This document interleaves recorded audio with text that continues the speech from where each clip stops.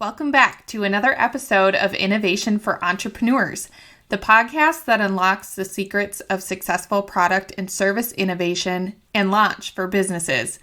I'm your host, Megan Anderson, innovationist, startup COO, and founder of Your Business Copilot, here to guide you through the exciting journey of entrepreneurship and innovation.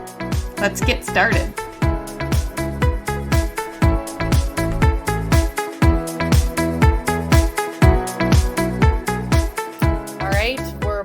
And I am excited to bring another very actionable episode to you all today.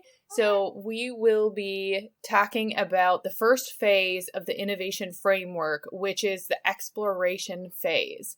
This phase is comparable to what some may call market opportunity. However, what we are really doing in this phase is exploring the market, either new and or existing, our potential customer base, and the problem that they are experiencing, which we are set out to solve. It's a whole lot of exploring, and we're here for it. Plus, exploration sounds way more fun than market opportunity, doesn't it? So, what are we in search for in the exploration phase? A couple episodes when I introduced this phase to you, I first stated that you really have to explore yourself. What are you interested in solving? What industry are you interested in? If you start creating a business in an area that you are not really interested in, it's not going to withstand the long haul. So really explore yourself and what you want to get into before getting into the steps that I'm going to share with you today. So in the exploration phase, we are in search for then a problem that is worth solving, that customers want you to solve, and that they'll actually pay for, okay? So those are the three things that I want you to write down. And as you are in this exploration phase, you have to check those three boxes. Again, is it worth solving? Do people want you to solve this problem? And then will they actually pay for it? Because if we have a great idea, but people aren't willing to pay for it, then that's not going to help you build a business. One thing I do want to quote too is when we identify our customers' problems, they recognize us as a brand that understands them. So Donald Miller introduced this concept to me in a book called Building a Story Brand. I'm going to link it in the show notes because it's such a great book. I actually redesigned my whole website and how I promote my business and products after reading it. So check it out there. But again, it all comes down to how do we solve a problem for others? I do want to talk quick about a LinkedIn post that I recently read from an entrepreneur's truthful experience in this phase. And I don't want to put a timeline on how long this phase will exactly last for you, because it is going to be different, especially depending on, the complexity of the problem that you're solving for others and what's available to help you solve that problem. But this entrepreneur shared his experience in that he found a market that he was truly passionate about. It actually was in like the child and parenting market. And he was in this exploration phase, market opportunity. How do I solve this problem for parents that he had identified? And he spent 3 months in this phase, really trying to understand the problem, get to the root cause of the problem, how to empathize with parents experiencing this problem, and gathered all of this data. But what he also found in this phase towards the end, he crafted up, an idea of a solution. And he actually found that people weren't willing to pay for this problem to be solved. And that may happen to you in this phase. And don't get discouraged. 3 months sounds like a long time, and that may sound like wasted time. but it's not in my eyes. You actually saved yourself years and lots of money by taking the time up front to understand if people are willing to pay for this business idea of yours before you invest all that time and money. So that just explains how important this phase is. Take the time, ask the questions. If you don't know what questions to ask, that's why I'm here. I'm here to help you ask the right questions so that you put your best foot forward in starting your business. So the goal at the end of this phase really is to have a clearly defined problem statement. But this statement is actually going to be constructed in the form of a question because solutions are answers to questions, not statements, right? Later on, once you go about answering your problem with a viable solution is when then you change your problem question into a statement, and that will become the North Star of your business. So we will get to how to construct that problem statement. I have a formula designed for that construction a little bit later on. But first, I want to take a step back.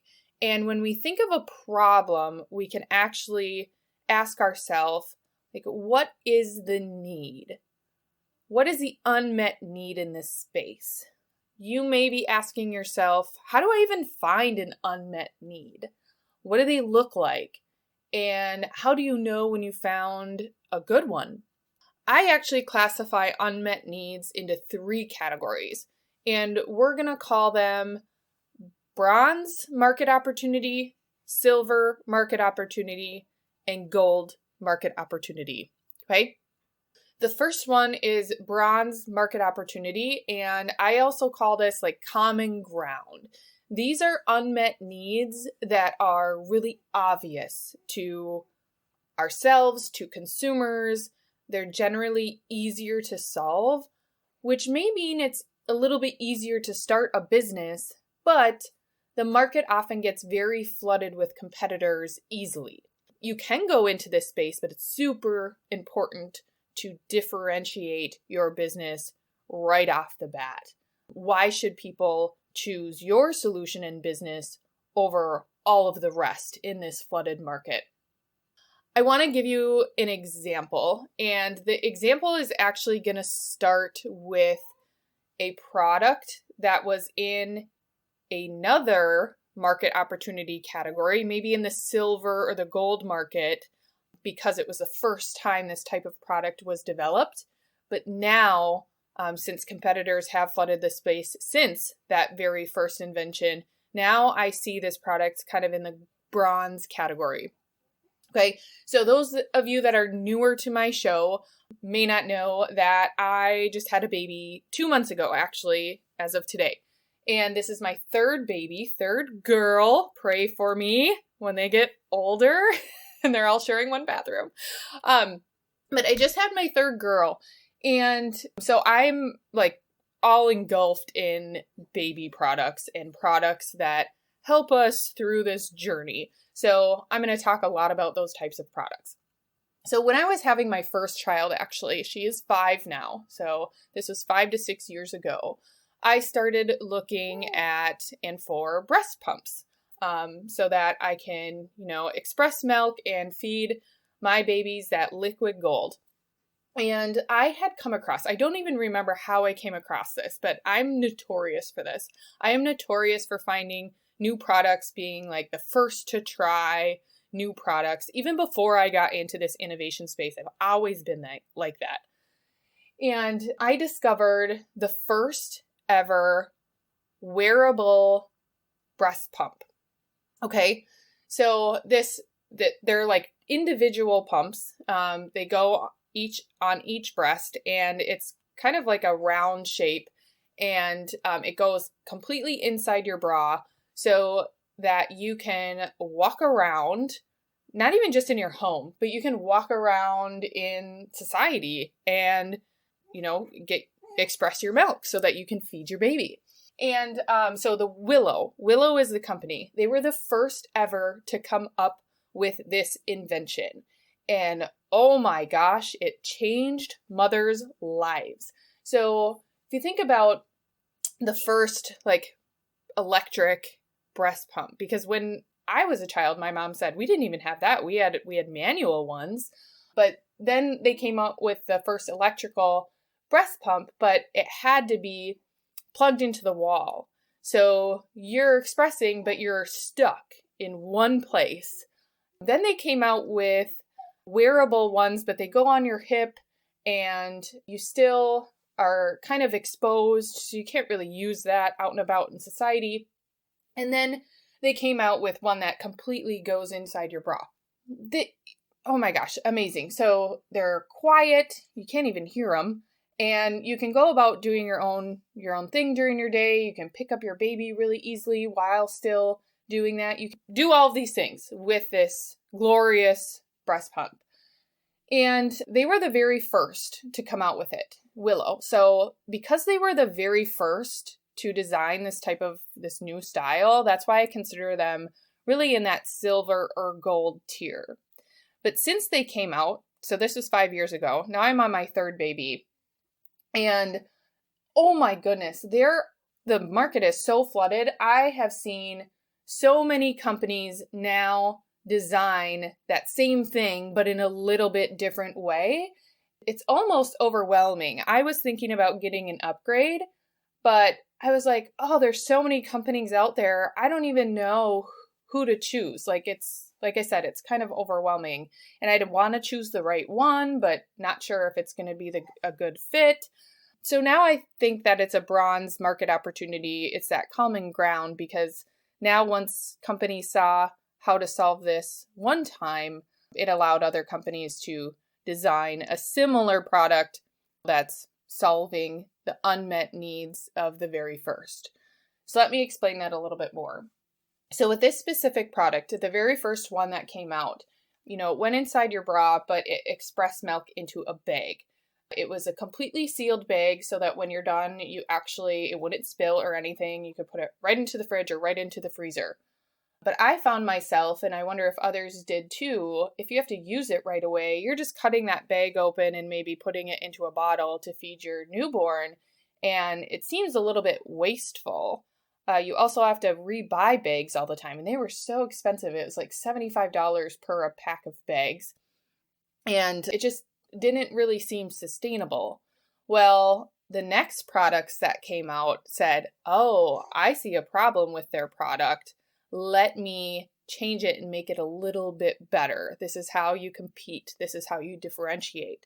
So now a lot of those pumps, and Willow has made now a fourth generation that does this too. Instead of expressing into a bag, it actually expresses into a glass, reusable little compartment. So out with the bags. Now we're more sustainable. And so those are some of the things that you can start to do. If you want to go into a space that you're really passionate about, and there's already inventions in that space, that's okay. Research those inventions, explore that marketplace, and see where there's still unmet needs in current products, and you could reinvent something even better. And that's how you could enter that type of marketplace. Okay, so let's talk about the silver tier market opportunity category.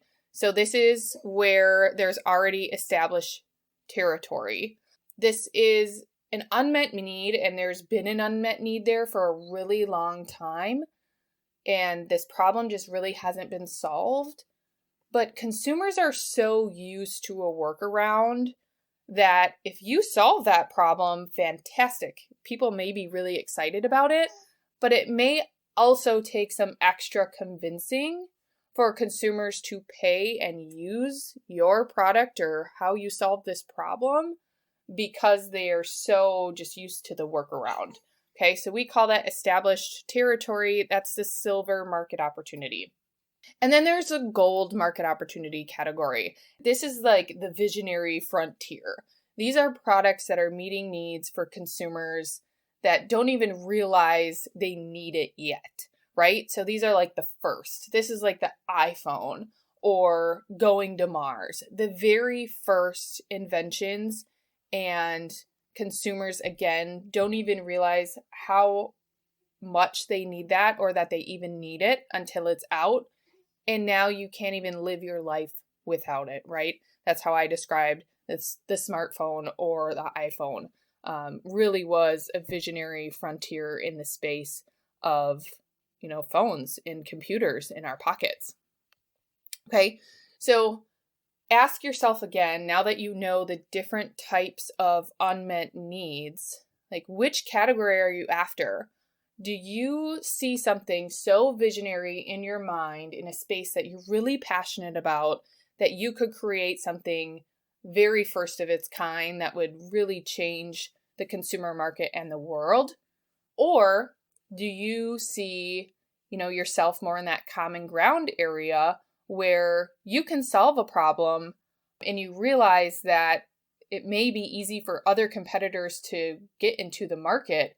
You really see that you can differentiate yourself, that you can still win in the space. So all types of unmet needs are okay. It's just where you want to go in your business. So once you've decided what you're passionate about solving and what type of need you want to solve for, then your market research can kind of really start.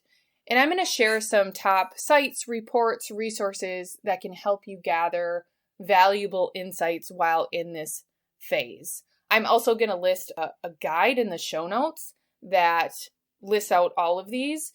Another good tip is use ChatGPT. ChatGPT is our friend. I use ChatGPT a lot in research because, for example, I'm going to give you some top sites for market research, but they're, all categories.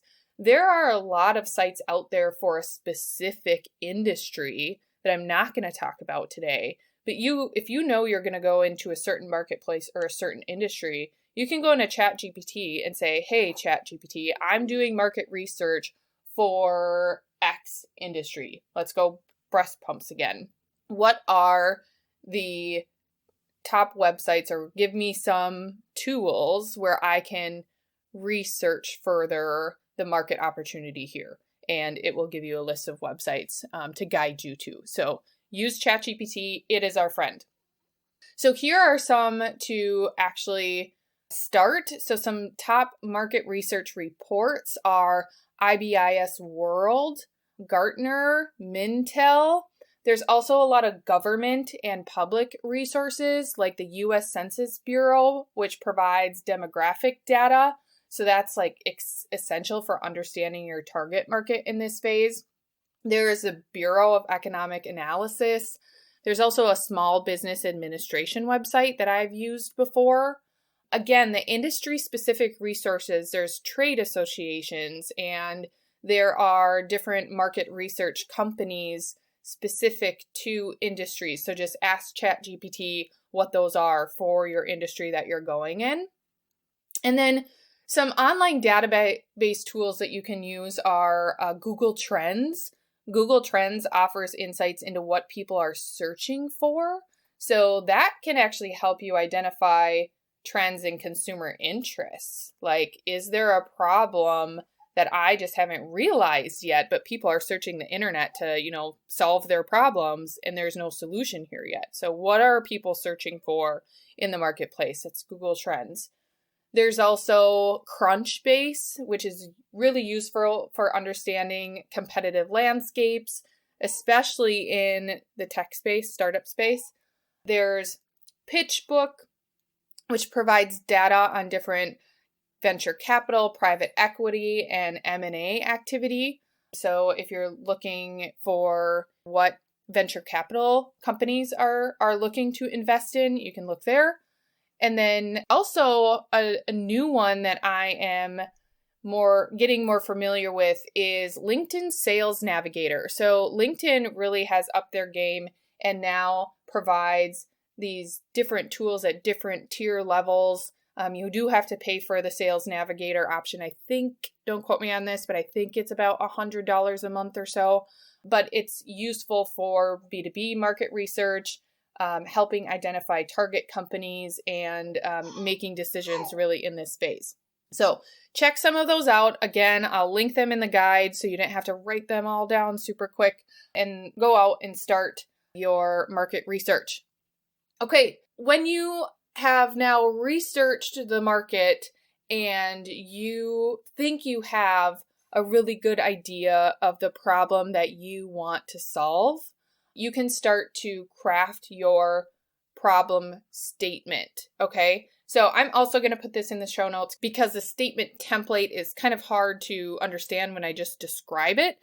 I'm going to describe it. I'm going to try here, but check it out in the show notes. So the problem statement is, how might we insert a verb, persona, insert a verb, job to be done, so that they benefit. Okay, I'm going to give an example here. So remember the Walmart pickup example from episode 2 that I shared? I used that framework and I said, how might we make it easier for busy moms of young children to shop so they can save time and stay sane? Right? And the solution was grocery pickup. So if you haven't heard that episode, go back to episode 2 and listen to that. It's a really good one. It's the introduction to this whole framework, which we're just focusing on phase 1 today. But in later episodes, we'll be focusing on phases 2 and 3. So here's another one that I loved about Willow. I talked about Willow, the first wearable breast pump, earlier, and their problem statement might look like this. How might we allow busy mothers to comfortably and discreetly express milk while on the go so that they can maintain their breastfeeding routine without sacrificing their daily activities? Like, how friggin' cool does that problem statement or question sound? Like, I would be all for that. How do we solve that problem? Because mothers really do need to be comfortable and they need to be able to express milk discreetly so they can maintain their breastfeeding routine and not sacrifice their daily activities, right? So hands out to Willow for solving that problem. Hats off to you. I'm going to link their products also in the show notes if you're a mom or a grandma or just know somebody who is getting that problem solved for them. You can show them this awesome product and it will change their life. Okay, so we have a problem statement constructed now, and it might not be your final problem statement, but it's a starting point. Don't be afraid to tweak it as we learn and we grow here. So after we have our problem statement constructed, now we need to ask ourselves, how might we go about solving that problem? And this is where you want to start with your ideas, converge before you diverge. So get all of your brainstorming ideas out on the table, but don't just leave it up to your head and your assumptions. This is where your next step in your research comes, and you really need to talk to people in that marketplace. Talk to people that are experiencing that problem and be creative in the ways that you talk to this consumer base or potential consumer base. So there are various different ways that you can approach this phase. You can use surveys. You can use observational research. So what are your observations of people experiencing this problem? Take notes, just observing. What is the competitive analysis in this market already? So again, that's where products may already exist in that marketplace or solutions. But where are the holes? There's still going to be holes, most likely with the existing products. So where is there a product that is similar to solving the problem that I'm after, but what are people still unhappy about with that product? And where's a really good place to look for that? Reviews. Oh my gosh, there's so many reviews on Amazon, on Google. And so you can just look through those reviews, maybe ChatGPT. I haven't I have not tried this myself, but maybe ChatGPT would be able to help us there to save a little bit of time. But look at similar products to the problem that you're looking to solve, and then just read the reviews. Maybe with some of those new breast pumps, it only lasts one charge. And so now people are unhappy about that because they use it and they have to remember to charge it every single time. Like, that wouldn't be very sustainable. So look for holes and then look to solve those unmet needs with your own product creation. Okay. And then there's some more hands-on approaches to talking to this population, and that's with interviews, focus groups. When you do get an MVP product, that's through usability testing. This is my favorite part. I'm really, really good at this part, is talking to that potential consumer base. And that's when you're really going to empathize with them. You're not only going to read the words of the problems that they're experiencing, but you're really going to see the emotion behind it. And that's when you're really going to feel like you need to solve this problem for others. Another thing that I want you to be mindful of when you're talking to this potential consumer base about the unmet need and how they're experiencing it is start looking for those early adopters for your solution that you're going to create for this unmet need. So what to look for when you're interviewing or conducting these focus groups are some top qualities of typical early adopters. And if you're building a tech product, a lot of times these will be other tech savvy individuals that are really curious. They have a big open mind. They may be really influential in this industry and really want to drive and make change. And so they might not be the one building the product, but they want to help you build the product so that they can influence that change, right? Sometimes they're the people that are risk takers, really proactive with problem solving. Often they could find themselves or view themselves as trendsetters. And I think one of the most important things that I look for in an early adopter is that they're feedback providers. So they understand the process of early development in a product. They know that it's not going to be fully baked out right away, and they're okay with that, but they're really going to provide you that valuable feedback as you're on this journey of creating a solution so that you can create something truly fantastic. So be on the lookout for those types of people that you may want to partner with when you are, interviewing and trying to experience the problem that they're experiencing, because they're going to be really passionate about what you're innovating here and may want to help in those ways. Okay, I think that is it for the content today. I hope you found this episode really actionable. Just a quick recap is that in this phase, first you got to explore where you're really passionate about solving problems. And then after you nail that, then you want to find an unmet need. What problem are you going to solve? And what type of unmet need are you interested in solving? Are you interested in going into that bronze, silver, or gold tier unmet needs space? Once you identify that unmet need, you're going to construct a problem statement, right? And you're going to grab that framework down below. And after you have a problem statement where you're asking how might you solve something, then continue your research through online forums in the online space. And then most importantly, go out and talk to people experiencing this problem. You will get so many insights by doing this. And while you're doing that, start searching for some of your potential early adopters, because that will help you when we get into the creation phase, which is the next phase we're going to talk about. If you really liked what I'm putting out here today, I have a whole community of entrepreneurs and aspiring or new or established even who are working on these steps of a framework and building a business. And even though we're all working on different things, the framework remains the same.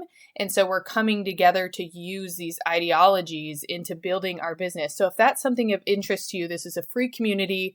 It has, a lot of information like I'm putting out on the podcast. We're going to do some fun things together as we build our businesses, like come together and take virtual cooking classes. We really celebrate that self-care aspect as we're working to build our dreams. So if that sounds fun to you, I'm going to link the community in the show notes. Come join us. Be a part of this community. We meet on a weekly basis and converge, diverge, help each other out when we become stuck. And like I said, then really celebrate ourselves and each other through some fun activities on a monthly basis. And I'll leave you with this. It's not about ideas. It's about making ideas happen. So go out, make your ideas happen, and let's build the business of your dreams. Until next time, carpe diem.